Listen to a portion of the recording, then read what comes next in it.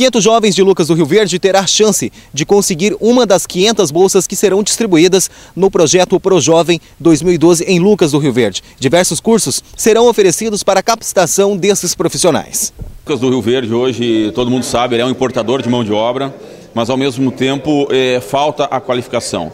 É uma das coisas que a gente mais é cobrado nas ruas, pelos empresários, pelos comerciantes, de que está faltando pessoas em condições de qualificação para exercer melhor a sua função.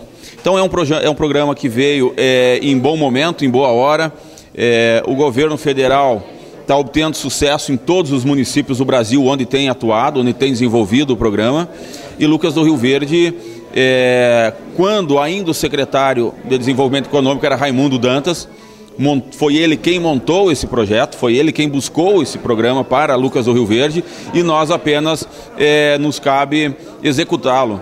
Então devemos isso também ao secretário da época, que teve a percepção e foi atrás do governo federal para trazer a Lucas. Presidente, lançamento do programa ProJovem, 500 bolsas com certeza, os jovens de Lucas do Rio Verde estão sendo presenteados, além disso ganhando uma bolsa. E a Câmara dos Vereadores também presente e apoiando esse projeto. É verdade, o projeto já vem desde o ano passado, né? Mas só que esse ano nós temos que ter mais êxito nele, né? A Câmara se empenhou para ajudar a convidar as pessoas, que tem pessoas mesmo que estão na condição de não qualificadas, não procuram.